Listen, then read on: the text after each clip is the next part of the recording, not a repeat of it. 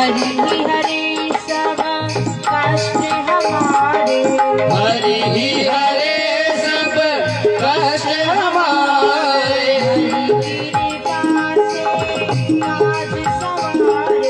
हरि कृपा से काज सवारे, हरि कृपा से जब भी तुमको पुकारे, एक भक्त जब भी तुमको पुकारे,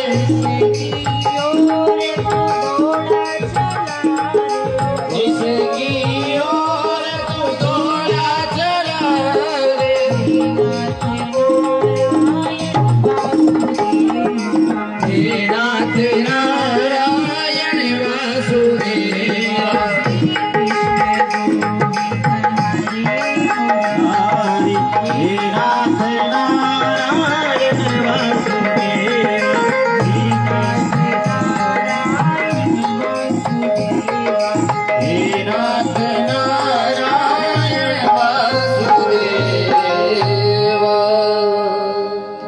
सियावरी रामचंद्र भगवान की जय हो, और मुकुटवंशी वाले की जय हो, उमापति महादेव की जय हो, पवन सुते हनुमान की जय गुरुजी महाराज की जय हो, नागनी जी मात की जय वेद व्यास जी सुखदेव जी महाराज की जय, परिचित जी महाराज की जय सूत जी सोनक जी महाराज की जय, विदुर मित्र जी महाराज की जय गीता गंगा गैया मैया की जय, आनंद कोटि सभी संत महात्माओं की जय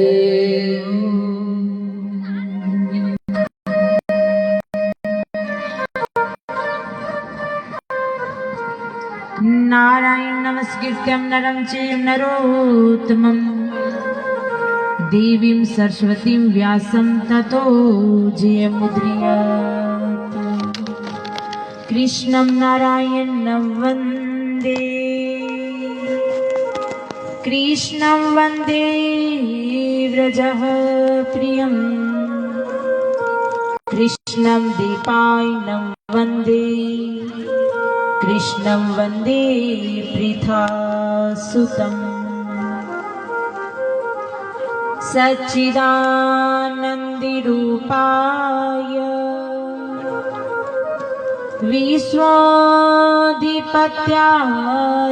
विश्वाधिपत्यादिहेतवे तापत्रय विनाशाय श्रीकृष्णाय वयं नुमः। मैं हूँ श्री भगवान का और मेरे हैं श्री भगवान, अनुभव यह करते रहो तज ममता अभिमान। श्री राधा रासेश्वरी और रस से खरी घनश्याम, मुरलीधर विराजती कालिंदी व्रजधाम। आपदारि हरितारं दातारं सर्वसंपदा, लोकाभिरामं श्रीरामं भूयो भूयो नमाम्यहम्। रामाय रामभद्राय रामचन्द्राय वेदसे, रघुनाथाय नाथाय सीताया पतये नमः। हरि ओम नमो सुपरमात्मने नमः। श्री गोविंदाय नमो नमः। श्री गुरुचरण कमलेभ्यो नमः। महात्माभ्यो नमः। हनुमतेभ्यो नमः। राधे रानीभ्यो नमः। सर्वेभ्यो नमो नमः। परम दयालु परम कृपालु पतित पावन दीनानाथ भगवान के पावन चरणों में सादर प्रणाम करते हुए, भागवत भगवान के पावन चरणों में सादर प्रणाम करते हुए और भगवान को प्राप्त सभी संत महात्माओं के पावन चरणों में सादर प्रणाम करते हुए, गुरुजी महाराज जी के पावन चरणों में सादर प्रणाम करते हुए, नागणेची मात के पावन चरणों में सादर प्रणाम करते हुए और भगवान को प्राप्त सभी संत महात्माओं के पावन चरणों में सादर प्रणाम, गैया मैया के पावन चरणों में सादर प्रणाम करते हुए और भगवान की कथा सुनने आए सभी माता बहन भाई बुजुर्गों का हृदय से अभिनंदन करते हुए और भगवान की दिव्य वाणी से हम भगवान की सेवा कर रहे हैं, तो भगवान की बहुत बड़ी कृपा है। कल की कथा में हमने क्या सुना था कि भगवान विदुर जी की कुटिया पे आए और केले के छिलके खाए, क्योंकि भगवान कहते हैं अगर कोई मेरा प्रेमी भक्त मुझे एक तुलसी का पत्र भी अर्पण करता है तो मैं उसे प्रसन्न मन से स्वीकार करता हूँ, क्योंकि भगवान वस्तु और पदार्थ के भूखे नहीं, भगवान तो भाव और प्रेम के भूखे होते हैं। तो कहते हैं इसके बाद ब्रह्मा जी ने सृष्टि का विस्तार किया। ये कथा आती है गर्म पानी ले रहा है। सनक सनंदन सनातन संत कुमार 4 सनकादि हुए। बाद में ब्रह्मा जी ने संकल्प से 10 बेटा बोतल में ले और उत्पन्न किए। मरीचि अत्रि अंगिरा पुलस्त पुलय कर्तु भृगु वशिष्ठ दक्ष 10वें नारद जी। एक बेटी हुई जिनका नाम था सरस्वती। सरस्वती ज्ञान की देवी है। तो सरस्वती जाती है, ब्रह्मा जी अपनी कन्या के पीछे ऐसे जा रहे थे मानो वेदव्यास जी सुखदेव जी के पीछे जा रहे हैं, क्योंकि ज्ञान की देवी है सरस्वती। तो ब्रह्मा जी अपनी बेटी से ज्ञान लेने के लिए जाते हैं। लोगों ने कलंक लगाया कि बूढ़े ब्रह्मा की बुद्धि आसक्त हो गई।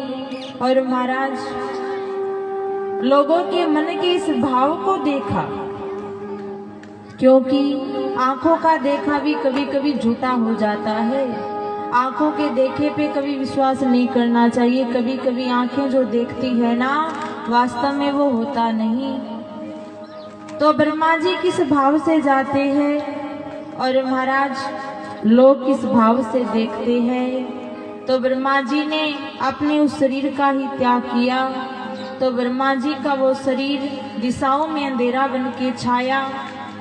तो ब्रह्मा जी ने दूसरा शरीर धारण किया। उसके 2 भाग हुए, एक का नाम कै, एक का नाम यह, इसलिए शरीर को काया भी कहते हैं। एक भाग से मनु, दूसरे भाग से शत्रुपा हुई। तो ब्रह्मा जी ने कहा बेटा मनु जाओ सृष्टि का विस्तार करो। तो मनु शत्रुपा बोले कि सृष्टि का विस्तार कहाँ करें, पृथ्वी तो रसातल में गई, लेके कौन आएगा। तो ब्रह्मा जी सोचते हैं पृथ्वी को कौन लेके आएगा। चिंतित थे, सोच रहे थे, तभी कहते हैं ब्रह्मा जी को छींक आई। तो ब्रह्मा जी की नासिका से एक छोटा सा वराह का बच्चा प्रकट हुआ और वो बढ़ने लगा। बढ़ते बढ़ते बढ़ते बढ़ते विशाल रूप में प्रकट हो गया। भगवान नारायण ही दूसरा अवतार वराह के रूप में लेते हैं। बोलिए वराह भगवान की जय हो। भगवान वराह अवतार लेते हैं और भगवान पृथ्वी को रसातल से लेके आए, पृथ्वी की स्थापना की। रास्ते में कहते हैं हिरण्याक्ष नाम का राक्षस आया। तो भगवान हिरण्याक्ष को मारते हैं। हिरण्याक्ष का उद्धार किया वराह भगवान ने और पृथ्वी की स्थापना की। मनु और शत्रुपा सृष्टि का विस्तार करते हैं। इनके यहाँ 3 कन्याएं हुई, 2 बेटा हुए। आकुति, देहुति, प्रसूति नाम की 3 बेटियां हुई। उत्थान, पाद और प्रियव्रत नाम के 2 बेटा हुए। आकुति का विवाह रुचि प्रजापति के साथ हुआ, देहुति का विवाह कर्दम मुनि के साथ हुआ और प्रसूति का विवाह दक्ष प्रजापति के साथ हुआ। आकुति की यहाँ युग भगवान का जन्म हुआ, दक्षिणा नाम की कन्या हुई। और कहते हैं प्रसूति की यहाँ 16 कन्याओं का जन्म हुआ। सबसे छोटी कन्या का नाम था सती और सती का विवाह भगवान शंकर के साथ हुआ। देहुति के यहाँ 9 कन्याओं का जन्म हुआ और कपिल भगवान का अवतार हुआ। तो कहते हैं राजा परीक्षित की माता देहुति और कर्दम जी का विवाह कैसे हुआ, इस कथा को आप विस्तार से सुनाओ। तो ब्रह्मा जी के छाया पुत्र है कौन? कर्दम जी। तो बड़ों की सेवा क्या है? बड़ों की आज्ञा का पालन करना ही बड़ों की सेवा है।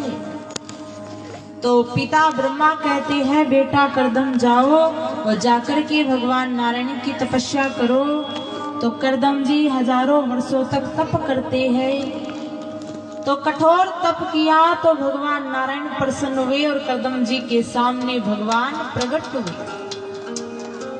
कर्दम जी भगवान नारायण को प्रणाम करते हैं, स्तुति गाते हैं कि प्रभु जिनकी बुद्धि माया में मारी गई है वो ही संसार के सुख देखते हैं। संसार में सुख दिखाई देता है लेकिन वास्तव में संसार में सुख है नहीं, दिखाई देता है।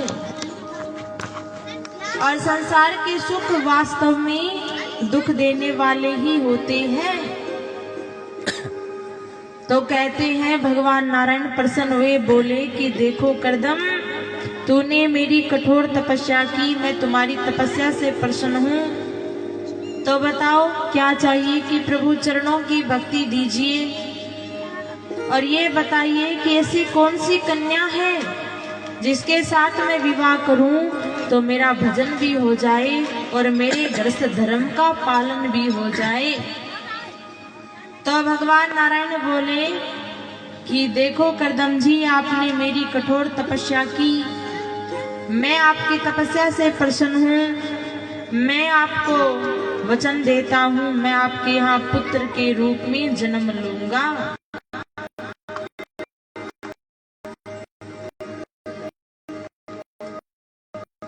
और आज तीसरे दिन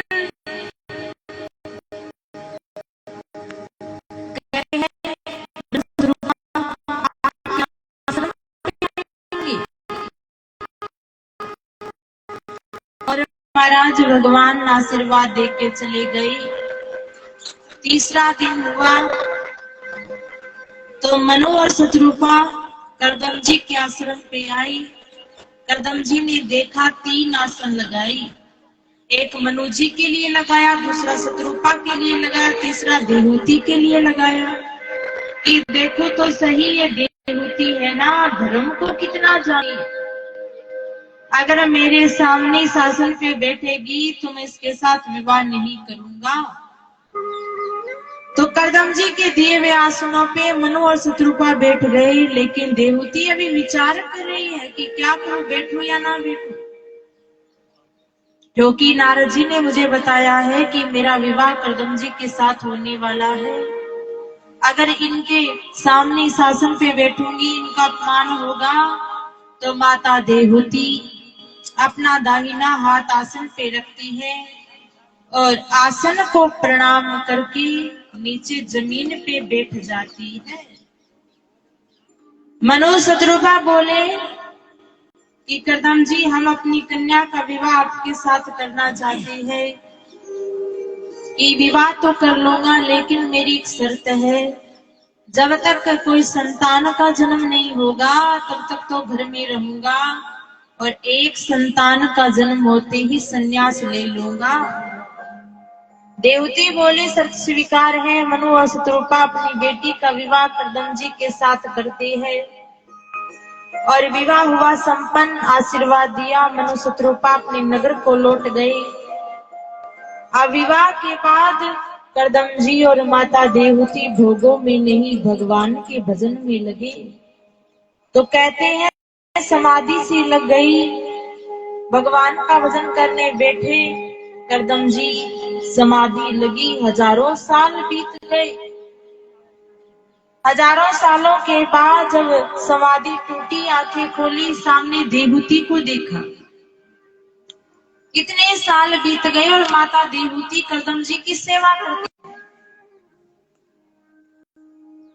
तो करदमजी बोले, देवी मैं आपकी तपस्या से बड़ा प्रसन्न हूं, बताओ आपको क्या चाहिए। तो महाराज कहते हैं, माता देवहूति बोली कि जिस शर्त को लेके विवाह हुआ था वो शर्त पूरी कीजिए। तो कहते हैं माता देवहूति नदी में गोता लगाती है। हजारों दास दासियां प्रकट हो गई, सुंदर विमान प्रकट हो गया और माता देवहूति करदमजी उस विमान में बैठ गए और भ्रमण करते रहे। कई साल बीते तो करदमजी और माता देवहूति के यहाँ 9 कन्याओं का जन्म हुआ। कितनी कन्याओं का? 9 कन्याओं का। अब करदमजी को हुआ वैराग्य, उठाया कमंडल डंडा और चले बाबा बनने। तो देवहूति आती है, हाथ पकड़ लेती है कि कहाँ जा रहे हो? कि बाबा बनने, संन्यास लेने। कि मैंने तो कहा था एक संतान का जन्म होते ही संन्यास ले लूंगा, लेकिन यहाँ तो 9 बेटियों का जन्म हो गया और अभी तक घर में ही बैठा हूं। तो देवहूति कहती है, पहले 9 कन्याओं की शादी कीजिए और बाद में बनना बाबा। तो कहते हैं, करदमजी मन में विचार करते हैं, भगवान ने भी कहा है मैं आपके यहाँ पुत्र के रूप में जन्म लूंगा, तो भगवान के भी दर्शन करके जाऊंगा। ब्रह्मा जी 9 ऋषियों को लेके आए और उन 9 ऋषियों के साथ 9 कन्याओं का विवाह कर दिया। समय बीता, कहते हैं माता देवहूति के यहाँ कपिल भगवान का अवतार होता है। बोलिए कपिल भगवान की जय हो, गुरुजी महाराज की जय हो। तो कपिल भगवान का अवतार माता देवहूति और करदमजी क्या होता है। करदमजी आए, कपिल भगवान के दर्शन किए और प्रणाम किया और जंगल में चले गए भगवान का भजन करने। तो कहते हैं भगवान का अवतार हुआ है घर में, लेकिन फिर भी भजन करने जाते हैं, क्योंकि कल्याण भजन करने से ही होता है। समय बीता, माता देवहूति को वैराग्य हुआ और कपिल भगवान की शरण में आई, प्रणाम किया कि हे प्रभु आप परमात्मा हो, नारायण हो और मेरे पुत्र के रूप में आप आए हो। तो हे प्रभु मुझे ज्ञान दीजिए कि बंधन क्या है, मोक्ष क्या है, भक्ति कितने प्रकार की होती है और आपके भक्त कितने प्रकार के होते हैं। तो माता देवहूति जब भगवान से ये पूछती है तो भगवान कपिल कहते हैं, माता ये मन ही बंधन और मन ही मोक्ष का कारण है। जब हमारा ये मन संसार में लग जाता है तो बंधन का कारण बन जाता है, और जब हमारा ये मन भगवान में लग जाता है तो कहते हैं मोक्ष का कारण बन जाता है। कि मन ही तो 84 के चक्कर में घुमाता है और मन ही कल्याण करवाता है। जब हमारा आज ये मन विषयों से हट करके परमात्मा के चरणों में लग जाता है तो मोक्ष का कारण बन जाता है। और भगवान की भक्ति 9 प्रकार की और भगवान के भक्त 4 प्रकार के होते हैं। स्वर्णम कीर्तनम विष्णु स्मरणम पाद सेवनम अर्चनम वंदनम दास्यम सख्यम आत्म निवेदनम। ये बैठ करके भगवान की कथा सुनना ये भगवान की पहली भक्ति है, और भगवान के नाम का कीर्तन करना ये भगवान की दूसरी भक्ति है, और भगवान को याद करना ये भगवान की तीसरी भक्ति है। और भगवान के चरणों की सेवा करना ये भगवान की चौथी भक्ति है। और धूप दीप से भगवान की आरती उतारना अर्चनम ये भगवान की पांचवी भक्ति है। और वंदनम भगवान को प्रणाम करना ये भगवान की छठी भक्ति है। और दास्यम भगवान को अपना कहते हैं स्वामी मानना और अपने आप को भगवान का दास मानना। जिस प्रकार हनुमान जी ने दास्यम भक्ति की ये भगवान की सातवीं भक्ति है। और सख्यम भगवान को अपना मित्र माना। जिस प्रकार अर्जुन ने माना द्रौपदी ने माना ये भगवान की आठवीं भक्ति है। और आत्म निवेदनम ये भगवान की नौवीं भक्ति है। अपने आप को भगवान के चरणों में अर्पण कर देना, आत्म निवेदन कर देना ये भगवान की नौवीं भक्ति है। इस प्रकार ये 9 प्रकार भगवान की भक्ति आर्त, जिज्ञासु, यथार्थी और ज्ञानी ये 4 प्रकार के भगवान के भक्त होते हैं। जो संकट आने पर भगवान को पुकारते हैं, जैसे गजेंद्र ने पुकारा, द्रौपदी ने पुकारा। जो संकट आने पर आर्त भाव से भगवान को पुकारते हैं उन्हें आर्त भक्त कहते हैं। जो भगवान से धन मांगते हैं, संपत्ति मांगते हैं उन्हें यथार्थी भक्त कहते हैं। और जो भगवान से ज्ञान मांगते हैं उन्हें जिज्ञासु भक्त कहते हैं। तो जो सब में भगवान को देखता है उसे ज्ञानी भक्त कहते हैं। एक होता है सात्विक भक्त, एक होता है रजोगुणी भक्त, एक होता है तमोगुणी भक्त और एक होता है निर्गुण भक्त।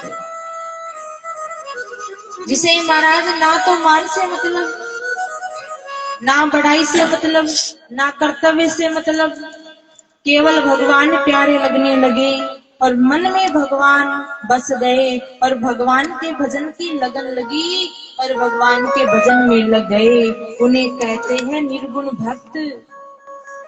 जिस प्रकार की मीराबाई को लगन लगी, नानक हरिदास कबीर को लगन लगी और मीराबाई गली गली में हरे नाम को गाती है।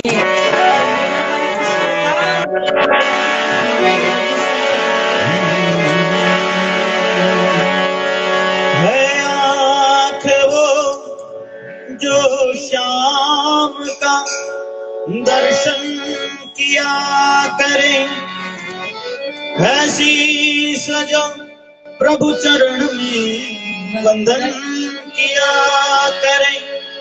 बेकार वो मुख है जो रहे व्यर्थ बातों में, मुख वो है जो हरि नाम का सुमिरन किया करे। हीरे मोती, हीरे मोती से नहीं हर शोभा हाथ की है, हाथ जो भगवान का पूजन किया करे। मर कर भी अमर नाम है उस जीव का जग में, प्रभु प्रेम में बलिदान जो जीवन किया करें।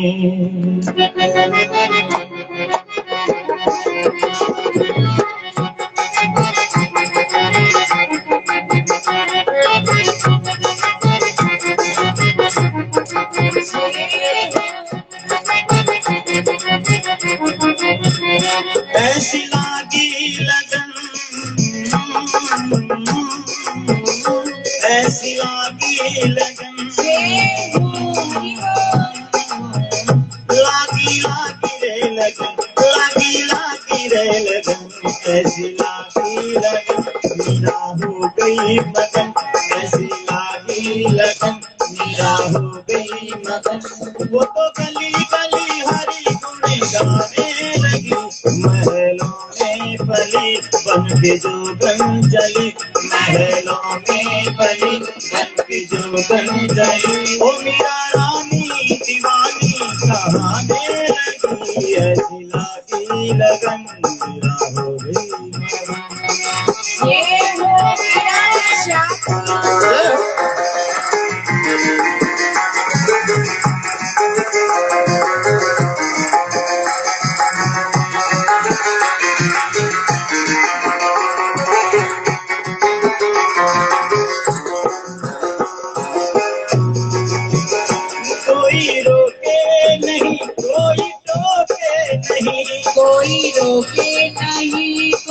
रोके नहीं ओ मीरा गोविंद गोपाल गाने लगी मेरा गोविंद गोपाल गाने लगे। ओ बैठी संतों के संग रंगी मोहन के रंग बेटी संतों के संग रंगी मोहन के रंग मीरा प्रेमी प्रीतम को मनाने लगी मीरा देवी भी सबको गाने लगी वो तो गली गली हरी गुण गाने लगी ऐसी लागी लगन मेरा हो गई मगन ऐसी लागी लगन मेरा हो गई मगन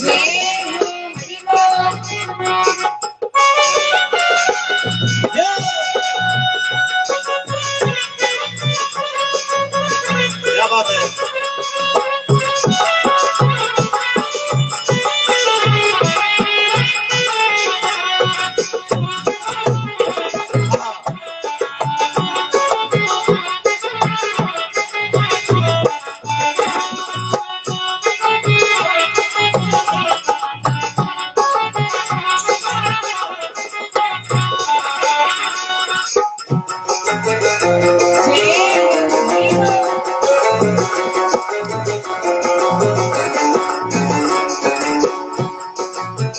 ओ राणा ने विष दिया मानो अमृत पिया राणा ने विष दिया मानो अमृत पिया। ओ मीरा सागर में सरिता समाने लगी मीरा सागर के सरिता समाने लगी। ओ दुख लाखों सहे मुख से गोविंद कहे दुख लाखों सहे मुझसे गोविंद कहे। ओ मीरा प्रेमी प्रीतम को मनाने लगी मीरा प्रेमी प्रीतम को मनाने लगी। वो तो गली गली हरि गुण गाने लगी ऐसी लागी लगन मेरा हो गई मगन ऐसी लागी लगन मेरा हो गई मगन वो तो गली गली हरि गुण गाने लगी महलों में पली बन के जोगन जली महलों में पली बन के जोगन जली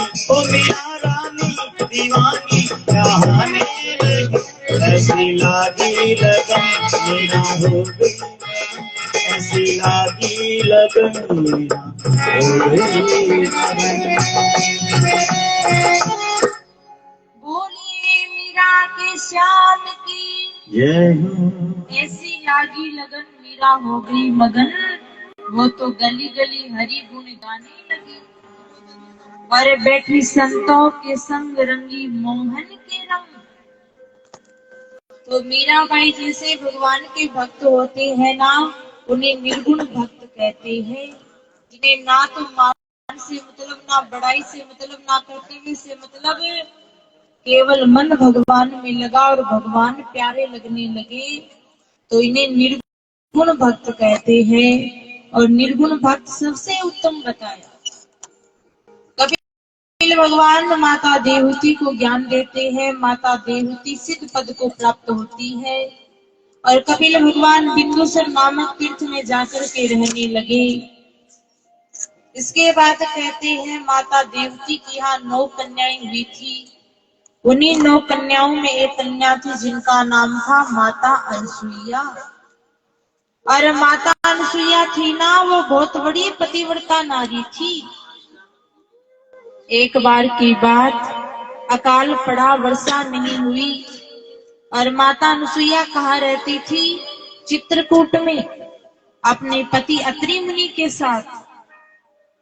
और माता अनसुईया बहुत बड़ी पतिव्रता नारी, एक बार अकाल पड़ा, लोग दुखी हुए, माता अनसुईया के पास आए कि माँ अगर जल नहीं मिला तो हम सब मारे जाएंगे, कि कृपा करो। तो माता अनसुईया लोगों के दुख को देखती है, दया आई और माता अनसुईया ने हाथ में जल लिया, संकल्प किया कि अगर मैं सच्ची और पक्की पतिव्रता नारी हूं तो यहाँ पे गंगा की धारा प्रकट हो जाए। जो ही माता अनसुईया ने संकल्प किया कि वहां चित्रकूट में अलकनंदा नाम की, मंदाकिनी नाम की गंगा की धारा प्रकट हो गई। बोलिए भक्तवत्सल भगवान की। जय।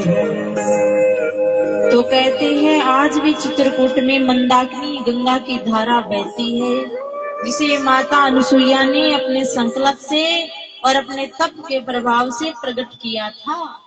तो लोगों ने ये चमत्कार देखा कि माता अनुसुईया बहुत बड़ी पतिव्रता नारी की गंगा की धारा को प्रकट कर दिया। चारों ओर ये चर्चा, तो लोग माता अनुसुईया की प्रशंसा करने लगे, महिमा गाने लगे। तो नारद जी ने सुनी और नारद जी सुनते ही सीधे कहा गए ब्रह्मलोक में माता ब्रह्माणी के पास। वो सारी बात बताई कि माता, हमने सुना है कि संसार में अगर सबसे बड़ी पतिव्रता नारी है तो माता अनुसुईया है। तो ब्रह्माणी कहती है सबसे बड़ी पतिव्रता मैं हूँ, मैं ब्रह्मा जी की बहुत सेवा करती हूँ और मैं इसे नहीं मानूंगी, परीक्षा लूंगी कि ले लेना। वहां से नारद जी निकले और कहाँ गए? सीधे कैलाश पर्वत पे माता पार्वती के पास। माता पार्वती ने नारद जी को देखा, आसन लगाया और नारद जी बैठो। बहुत दिनों के बाद आना हुआ कि माता कोई बात बताने आया हूँ। कि क्या बात? कि मैंने ये सुना है कि संसार में अगर सबसे बड़ी पतिव्रता है तो माता अनुसुईया है। माता पार्वती बोली, अनुसुईया कैसे? मैंने भगवान शंकर को पति रूप में प्राप्त करने के लिए हजारों वर्षों तक कठोर तप किया था महाराज, तब भगवान शंकर को पति रूप में प्राप्त किया। और नारद जी बताओ, क्या देवलोक की स्त्री की बराबरी पृथ्वी लोक की स्त्री कर सकती है? कि बराबरी की बात छोड़ो, आपसे आगे ही है। और वहां से नारद जी निकले और